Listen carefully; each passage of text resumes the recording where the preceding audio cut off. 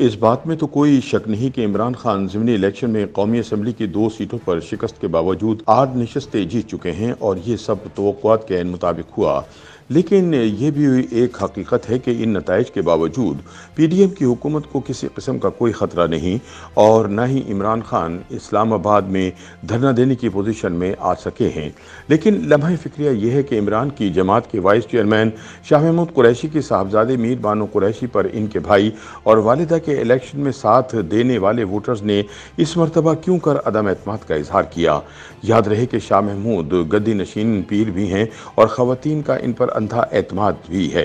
इन ख्यालात का इजहार करते हुए सीनियर सहाफ़ी और तज्ज़ियाकार अजीम चौधरी रोज़नामा डान के लिए ताज़ा सियासी तज्ज़िये में कहते हैं कि पीटीआई तो मूरूसी सियासत पर यकीन ही नहीं रखती थी, मगर क्या किया जाए, खैबर पख्तूनख्वा के बल्दियाती इंतखाबात के पहले मरहले में शिकस्त की वजह से रिश्तेदारों और भाइयों बेटियों को टिकट देना ही ठहराया गया था। पार्टी के इंतखाबात में भी कुछ ऐसे ही हुआ। फ़ोन के ज़रिए वोट हासिल किए गए। वोट तो फ़ोन नंबर के ज़रिए आए, मगर इल्ज़ाम लगा कि जीतने वालों ने करप्शन तो नहीं की लेकिन पैसे देकर वोट हासिल किए हैं। 2013 के इंतखाबात में टिकटों की तकसीम पर भी नागवारी का इजहार हुआ और कहा गया कि ये जमात वैसे तो साफ चली शफाफ चली होती है, बस कुछ जिम्मेदारों ने रकम लेकर पार्टी टिकट तकसीम किए थे। मगर कोई ये नहीं पूछता कि अगर ऐसा ही है तो इमरान खान ने फिर कैसे दस्तखत कर दिए थे। अजीम चौधरी के बकौल सेनेट के इंतखाब में मालूम हुआ कि अरकान सूबाई असम्बली ने रकूम देकर अपनी ही जमात के खिलाफ वोट डाल दिए। फिर जो कुछ सेनेट में हुआ इसके बारे में जिक्र करना ही बेकार है, क्योंकि जो तौकीर पार्लियामेंट को पीटीआई ने दी थी इसकी मिसाल जमहूरी और पार्लिमानी तारीख में सुनहरी हरूफ के साथ लिखी जा चुकी है।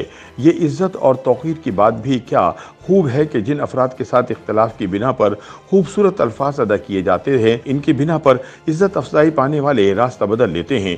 चूँकि मतलब तो रियासत मदीना है और कम नसीब हैं जो रियासत मदीना में रहना तो ना चाहते हों, वहाँ तो ऊंची आवाज़ में किसी को पुकारा भी नहीं जाता।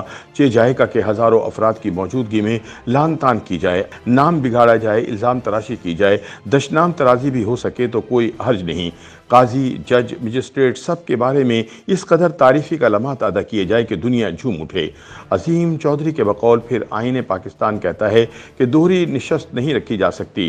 पीटीआई जश्न तो मना सकती है, मगर तकदीर के लिखे पर भी तो नज़र डालें। समझा जा रहा है कि ये बड़ी कामयाबी है और अब हुकूमत हासिल करने के तमाम रास्ते खुल जा सिमसिम की आवाज़ पर खुल जाएंगे। मगर कौन है जो ये बात समझाए कि 6 नशस्तें मजीद खाली होंगी? एक आध और भी ऐसी ही है, 2-3 और भी ऐसी ही होने वाली हैं और कई अरकान अदालत जाकर कह चुके हैं कि हमने तो रिवायती तौर पर पार्टी को इस्तीफ़ा दिया था और हम अब भी रुकन हैं। कुछ ऐसे भी हैं जो शाराह दस्तूर के साथ अपने रवाबत रखे हुए हैं और खुद फरेबिज़ में मुब्तला रखने वालों की भी कमी नहीं। मगर फ़ैसला तो हतमी और आखिरी वो होगा जो किसी मनसब पर बैठकर फ़ैसला सादिर करेगा। दूसरी तरफ इस बात से कोई इनकारी नहीं कि पाकिस्तान के अवाम हुकूमत की कारकर्दगी से बहुत नाखुश हैं। महंगाई, बेरोज़गारी, अफरात ज़र, तेल बिजली की कीमत, इंडस्ट्री का बंद होना, ज़राअत में कमी, दरामदात का आइंदा चंद माह में बढ़ना, रुपये की कदर में कमी और नौजवानों की बहुत बड़ी तादाद का सिर्फ वीडियो गेम खेलना और बेरोज़गार रहना।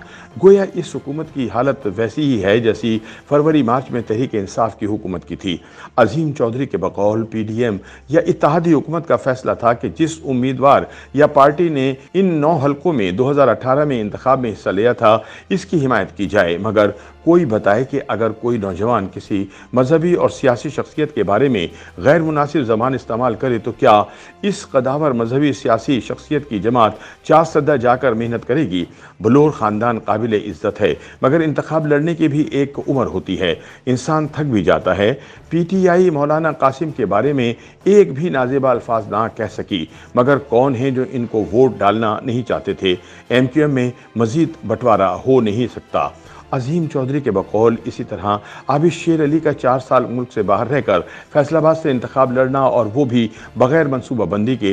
यही हाल ननकाना साहब का है कि एक नौजवान बाहिम्मत खातून को जिस किस्म की हिमायत चाहिए थी वो मौजूद नहीं थी और फिर पंजाब की मौजूदा सूरत हाल और इनका जोड़ तोड़ का तजर्बा तमाम अहम शख्सियात इन 8 हलकों में जाकर खिताब भी ना कर सकी थी जिसकी ज़रूरत थी और जो ये काम आसानी के साथ कर सकती थी। वो वालिद से मुलाकात को लंदन जा चुकी हैं। अब इसे हुकूमत की खुशकिस्मती कहा जाए या कुछ और मालूम नहीं, लेकिन ये बात बहरहाल तय है कि इन इंतखाबात में शिकस्त के बावजूद हुकूमत के लिए कोई मुश्किल पैदा नहीं होगी। ताहम एक बात वाज़ेह है कि इमरान ने इन हल्कों में इलेक्शन लड़कर अपनी जमात को तकसीम होने से सर-ए-दस्त बचा लिया और अगर किसी सूरत इनको पार्लियामेंट में जाना पड़ा तो इन नशस्तों पर इंतखाब दोबारा होगा और तहरीक इंसाफ की अंदरूनी लड़ाई और कशमकश नज़र भी आएगी और रंग भी दिखाएगी। यहाँ ये बात भी कह देने में हर्ज नहीं कि ये जीत भी इमरान खान को धरना देने के काबिल करने की सलाहियत से आ रही है और अरबों रुपए ज़ाया होने के जिम्मेदार सिर्फ इमरान ही होंगे। ताहम एक बात काबिल तारीफ़ है कि इनका अपने कारकुनों के साथ डिजिटल राब्ता बहुत मजबूत है और हुकूमत ऐसा करती नज़र नहीं आ रही। YouTube पर गूगली न्यूज देखने के लिए youtube.com की सर्च बार में गूगली न्यूज टीवी टाइप करें। गूगली न्यूज के पेज पर सुर्ख रंग के सब्सक्रिप्शन वाले बटन पर क्लिक करना ना भूलिए। YouTube पेज पर अपलोड होने वाली वीडियोस से बाखबर रहने के लिए बेल आइकन पर क्लिक कीजिए। आपको हर नई वीडियो के बारे में नोटिफिकेशन मौसूल हो जाएगा।